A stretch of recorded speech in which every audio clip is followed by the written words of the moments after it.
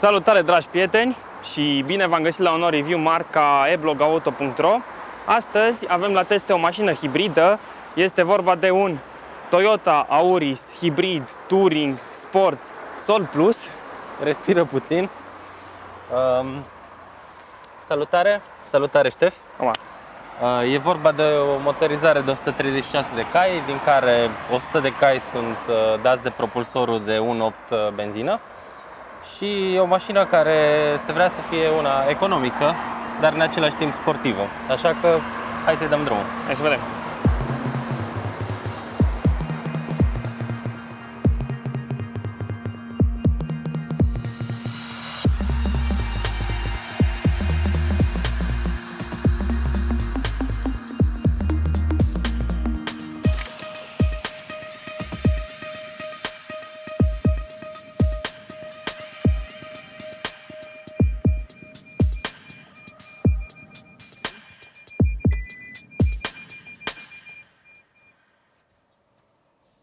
În afară de sunetul semnalizării, nu se aude aproape nimic.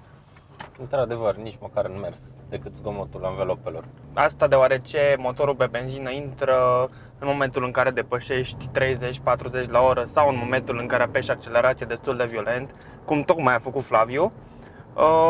Și cu toate acestea, mașina este silențioasă în continuare, foarte bună pentru călătorii lungi, nu o să te doară capul niciodată în momentul în care termini un drum din acesta. Discutam de consum mai devreme. Cei de la Toyota ne-au pregătit și două grafice, așa pe idee din asta, mai de Newton, mai de Einstein. Avem un grafic temporar mai micuț, care ne prezintă consumul pe perioade mai scurte, și un grafic mai complex, ce ne prezintă media pe un interval de 15 minute. În momentul în care vedeți avem motorul electric activ. Iar în capătul graficului, în partea din dreapta, avem consumul în momentul în care am accelerat puțin mai brusc, un consum de 7 litri la 100 de km, care este un pic eclipsat de restul valorilor sub 5 litri la 100 de km. Bineînțeles, valorile se schimbă în momentul în care avem un trafic mult mai intens, dar ce e de menționat e că în cadrul unui ambuteiaj, o mașină cu un propulsor normal va consuma o cantitate foarte mare de carburant, iar asta va merge doar pe modul electric. Dar în cazul în care vrem să fim mai catolici decât Papa, putem să folosim modul 100% electric și atunci nu vom avea parte de consum de benzină aproape deloc. Ce e important de menționat la acest mod e că în momentul în care vrei să-l suprascrii, apeși pedala pentru a avea accelerație mai puternică și se închide automat, astfel încât la nevoie va intra în acțiune și motorul pe benzină. Flaviu, avem un B aici. De la ce vine? De la Boss? B-ul vine de la engine braking, și anume frânare de motor, fiind în modul de regenerare baterii, nu supună rezistență la coborâre, astfel încât când cuplăm engine braking, B-mode, ne frânează motorul pe benzină. Avem trei moduri de condus: cel electric, cel eco și cel power mode, așa scrie aici, și un turometru, care nu este turometru, este un consummetru, cum i-am spus eu. Flaviu, ne zici mai multe detalii? Are 3 cadrane, între care avem și una care schimbă culoarea. Momentan suntem pe cadranul Eco. Acesta poate fi o combinație între electric și benzină. Dacă las accelerația, putem vedea că a coborât în încărcarea bateriei, pentru că e în frână de motor, o frână de motor teoretică, nu e o frână de motor a motorului pe benzină. Și în partea de sus la power o să arăt imediat. Când intră în partea de sus la power, motorul livrează putere, dar în același timp și un consum mare de carburant, iar acul se schimbă în roșu când accelerăm. Să mai accelerez o dată ca să se vadă. Și mașina poate să livreze putere printr-un kickdown chiar și în modul eco. Apăsarea pedalei mai puternic duce la o accelerare mai bruscă. Interiorul mi se pare destul de drăguț. Avem aerisiri circulare în părțile laterale și niște aerisiri dreptunghiulare foarte micuțe și potrivite din orice punct de vedere. Aurisul prezintă un volan învelit în piele cu inserții de aluminiu. Se simte bine în momentul în care conduci acest volan. De asemenea, avem scaune sport cu încălzire, acestea având un suport lombar potrivit. Și de asemenea avem parte de piele Alcantara de înaltă calitate în finisajele din diversele zone. După cum se poate observa, clima este pe două zone. Nu avem parte de climă în spate, însă cu toate acestea temperatura este destul de plăcută în toată mașina. Ne jucăm un pic aici, vom seta mai sus, mai jos, putem să dăm pe auto, pe recirculare. Avem practic toate modurile basic. Dacă pot să te completez puțin, ce mi-a plăcut mie personal la partea de climă e faptul că distribuie temperatura uniform în habitaclu și are acest buton de fast soft care are 3 ajustări, rapid, mediu și, să zicem așa, moale, moduri în care schimbă temperatura în mașină. De asemenea, se remarcă și prin siguranța sporită, mașina are airbag-uri frontale, laterale de tip cortină, la genunchi. În total avem 7 airbag-uri, Pe care nu le vom testa în acest review. așa că nu mă miră că această mașină a luat punctaj maxim la testele Euro NCAP. Ca și dotări la nivelul de echipare Sol Plus, avem asistență de pornire în rampă, avertizare la schimbare bandă de mers, recunoașterea semnelor rutiere care funcționează destul de bine, start-stop, senzor presiune pneuri, oglinzi electrice încălzite, rabatabile.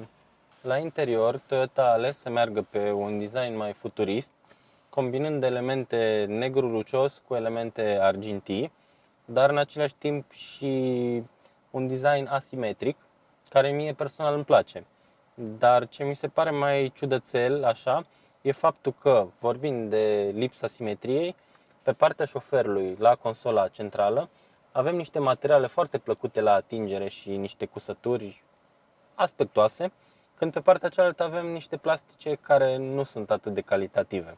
Și dacă tot suntem în zona asta, putem vorbi și de lipsa unui spațiu de depozitare pentru chei sau chiar un telefon, care toată lumea îl folosește. Aici să știi că nu sunt de acord cu tine la partea de telefon, deoarece cel mai probabil mașina a fost făcută special astfel încât să nu folosești telefonul în timp ce conduci. Tu să fii cu ochii la drum, să vezi ce e de făcut acolo și să lași telefonul deoparte, poți utiliza Bluetooth-ul pentru asta, nu ai nevoie de telefon în timp ce conduci. De asemenea, dacă îți place să fii cool și fashion în termeni englezești, ai aici un spațiu pentru ochelarii de soare sau pentru ochelarii de vedere, util și subtil.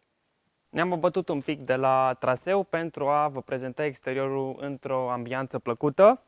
Avem un pachet exterior cu foarte multe detalii cromate, faruri full LED, jantele pe 17 în 5 spițe dublate completează mașina și îi oferă un aspect plăcut în mers. Și logo-ul de hibrid pus aici. Această mașină este o combinație ideală între benzină și curent electric, după cum puteți observa pe ușă.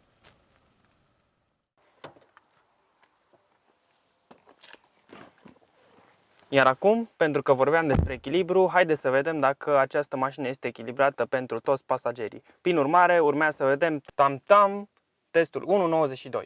Mașina este destul de confortabilă, spațiul din păcate între picioare și scaun este destul de mic, am destul spațiu la cap, chiar dacă avem parte de acest sunroof nu ne deranjează.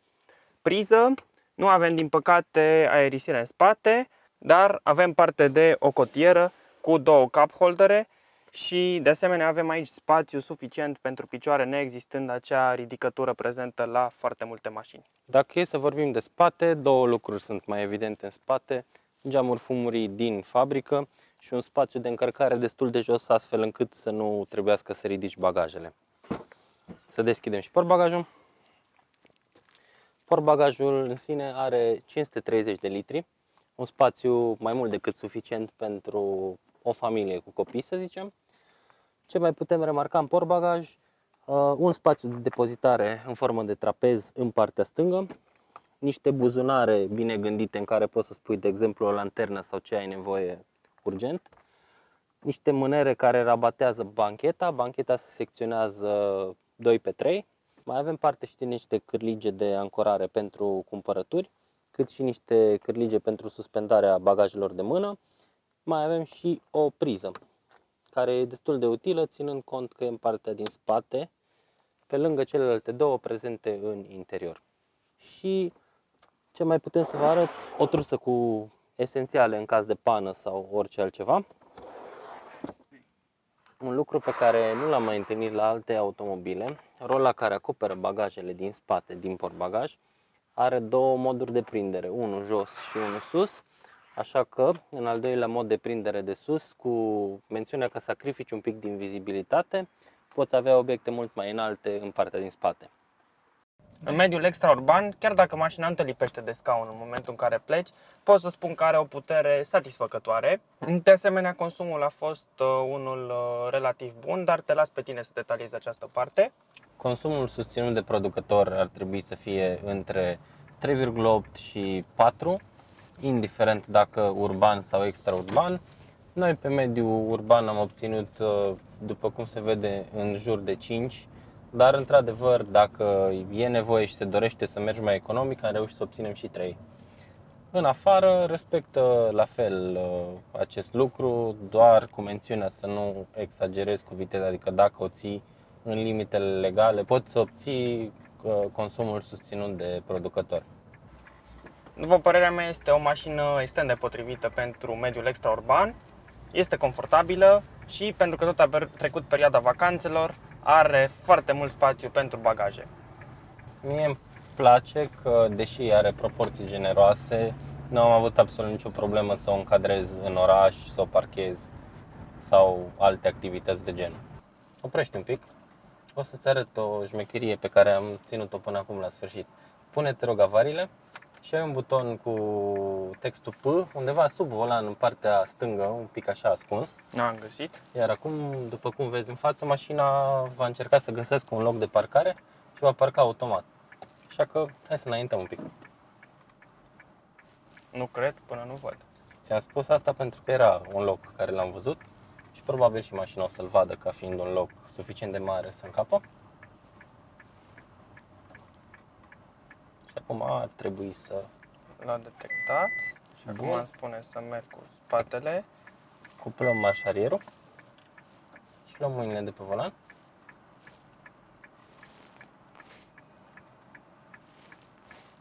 Recunoaște, îți dă un pic de emoție, așa? Da, niciodată nu pot să am încredere 100% în sisteme.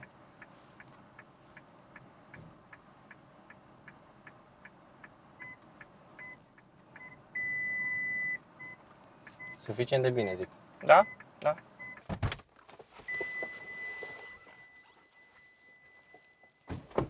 Și dacă tot ne apropiem de sfârșitul acestui review, trebuie să menționăm niște detalii importante despre mașină, cum ar fi prețul. Această mașină care am avut-o e la un preț de 27.270 de euro cu TVA inclus.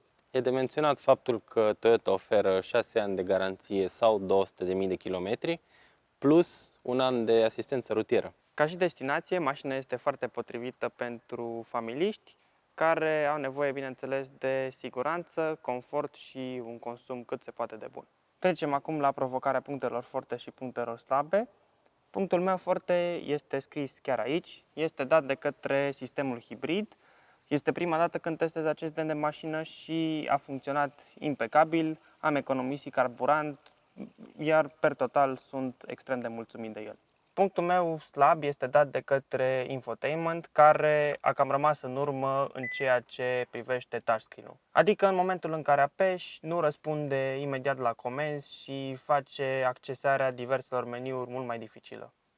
Pentru mine, punctul negativ vine legat de modul eco de condus din cele 3 prezente și asta nu e ca și funcționalitate, ci pur și simplu faptul că șoferul va trebui să-și adapteze stilul de condus la mașină și nu invers cum ne-am aștepta în mod normal. Cât despre punctul forte, poate fi legat de afișajul de deasupra volanului și faptul că turometrul a fost înlocuit cu un afișaj care se pliază pe tipul hibrid de mașină. Te ajută ca să îți monitorizezi condusul și consumul și partea centrală a afișajului este în contrast cu infotainmentul și mi se pare destul de avansată și de fluidă, astfel încât să te distreze, să zic așa, la drum lung. Luând în considerare faptul că pe toată durata testului nostru am avut un consum de 4,5 litri la 100 de kilometri, ne-a rămas suficient carburant încât să ne mai bucurăm de o tură de oraș cu mașina înainte să o predăm. Între timp, vă mulțumim pentru că ați fost alături de noi. Am fost Ștef Raita, Flaviu Suciu și Tomi Turoș. Nu uitați să ne dați un like, un share și un subscribe în cazul în care v-a plăcut. Un comentariu în cazul în care nu v-a plăcut, să ne spuneți ce nu v-a plăcut. mulțumim pentru comentariile existente. Le mulțumim celor de la Toyota Cluj pentru această jucărie, iar până data viitoare, nu uitați să conduceți eco.